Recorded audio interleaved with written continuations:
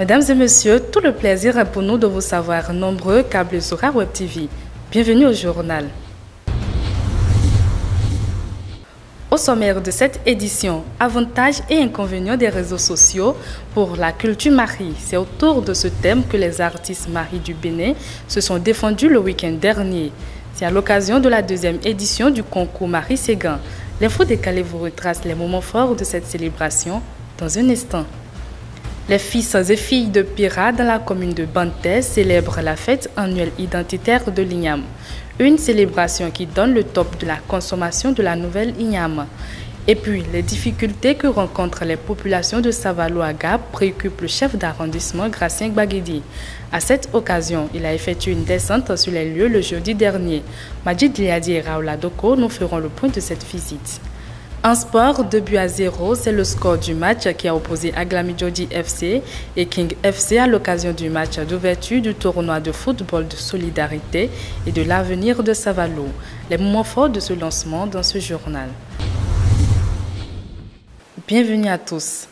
Culture pour démarrer cette édition. La deuxième édition du concours Marie Ségan a été lancée le vendredi dernier.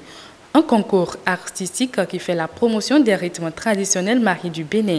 Avantages et inconvénients des réseaux sociaux pour la culture Marie. C'est sur ce thème que les différents candidats ont presté pour la phase sélective. Quand on parle de Marie Ségan, on rentre dans les réalités.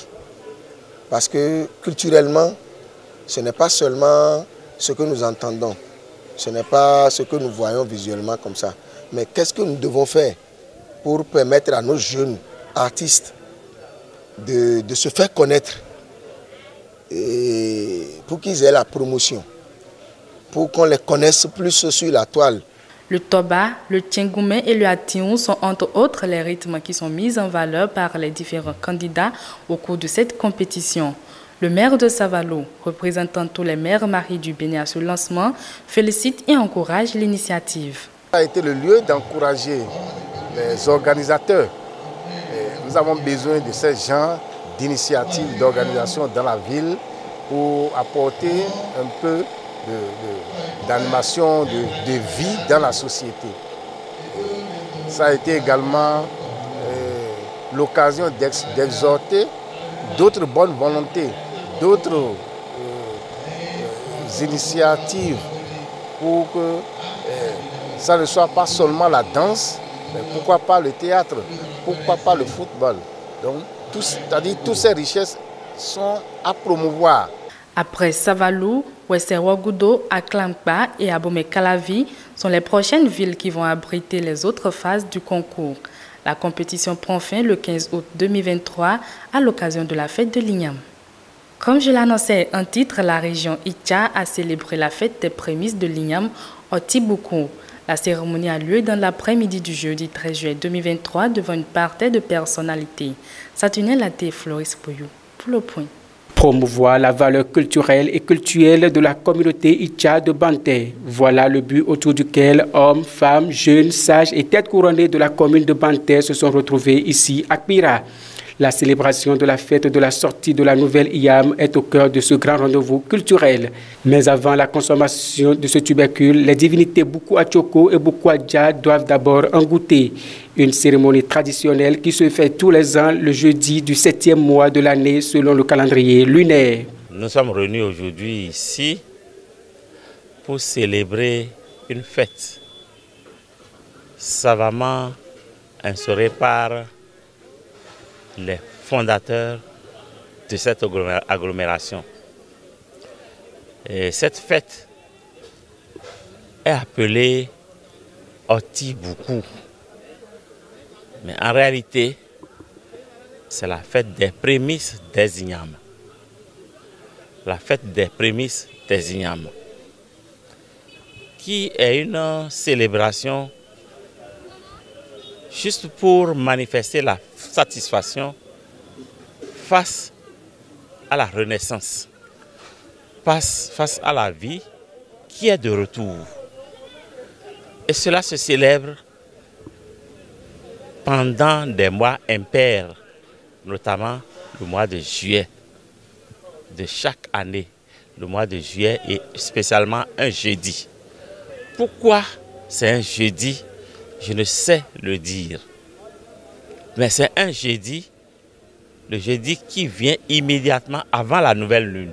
Une fête identitaire dont l'historique remonte au XVIe siècle et marque la création du village de Pira. Pour Komlan Fagbemon, maire de la commune de Banté, cette fête met les valeurs culturelles et humaines de Pira au service du développement de la commune. Le diagnostic que j'ai fait, c'est que Pira est une ressource pour la commune de Banté. Nous avons vu les différents itinéraires culturels que nous venons de découvrir à travers cette cérémonie.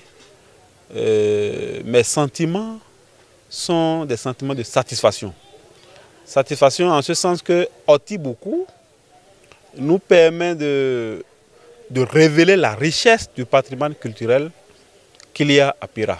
La fête Otibuku de Pira est aux yeux de ce sage la marque d'une identité culturelle. Occasion pour cette septuagénaire d'inviter les uns et les autres à une prise de conscience pour la promotion des valeurs culturelles. Tout ce que j'ai demandé, c'est surtout à nos frères des religions importées. Ils n'ont qu'à savoir que c'est une fête identitaire.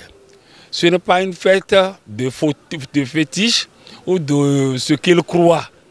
C'est notre fête, c'est ça notre identité. Tous les chrétiens, tous les musulmans et tous les vaudouisants doivent savoir que la fête Otibuku est pour tout le monde. Au lieu de chercher à diaboliser ce grand jour, qui était le jour d'unité de tous les Tchas, on doit chercher à s'unir. C'est le grand jour de réflexion, d'union. Et je demande vivement à ce que tous les fils et toutes les filles de cette région comprennent que c'est notre fête et c'est notre chose et que ça doit continuer et que nos petits-fils viennent aussi fêter comme nous.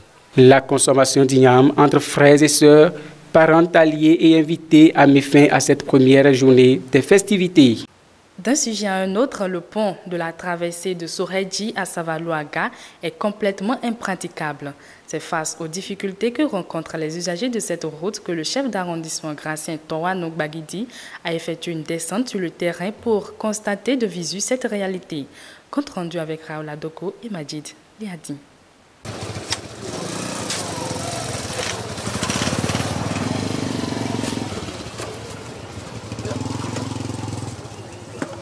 C'est un calvaire que vivent les populations de Soredji, Ranbanou et Sogo en période de pluie. C'est la croire et la bannière dès que le fleuve Azokan sort de son lit. L'état désastreux du pont est devenu un danger qui guette ses usagers. Le pont est gâté, tout est gâté même. Pour passer, c'est difficile. Chez nous, ici, c'est trop difficile. La fois dernière, là, ici, là, c'est tout rempli. C'est rempli. Il n'y a pas personne. Et la voie là, c'est la grande voie ça. La voie là, il y a les conduit, tout, mais là, c'est la voie ça. L'argent qui ici aller venir aux villes là, c'est trop.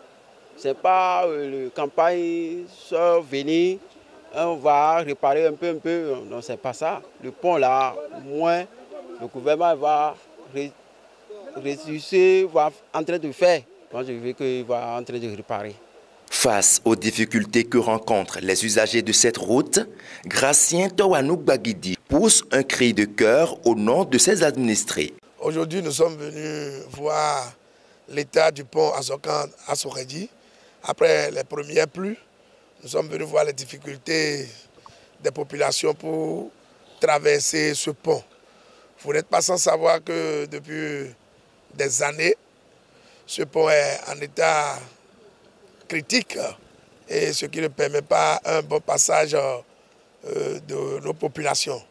Étant élu CA de l'arrondissement de Savalouaga, nous sommes soucieux des difficultés de nos chères populations et c'est pourquoi nous sommes venus ici ce matin pour constater l'état de passage de ce pont. Les bordures, tout est tombé déjà dans le pont. Ce sont ces choses-là qui permettaient aux populations de savoir s'ils sont déjà au bord de la limite du pont ou pas.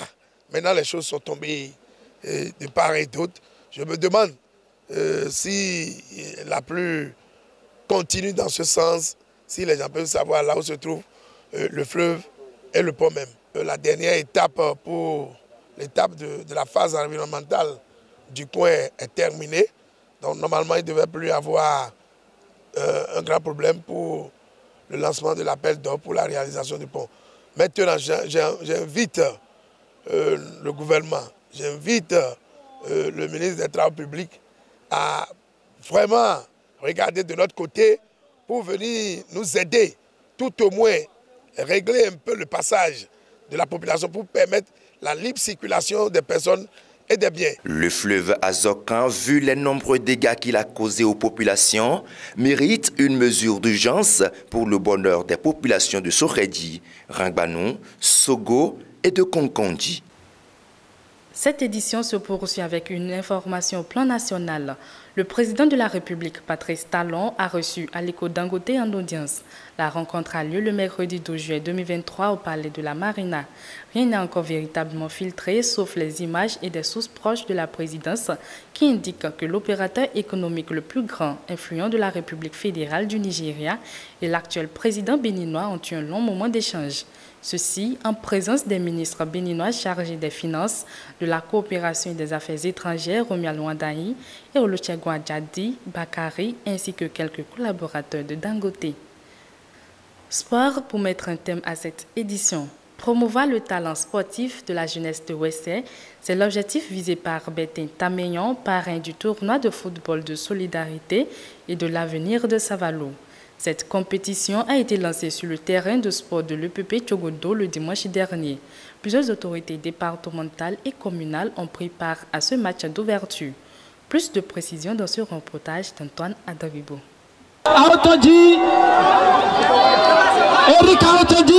2 buts pour King FC, 0 pour Aglamidoji FC.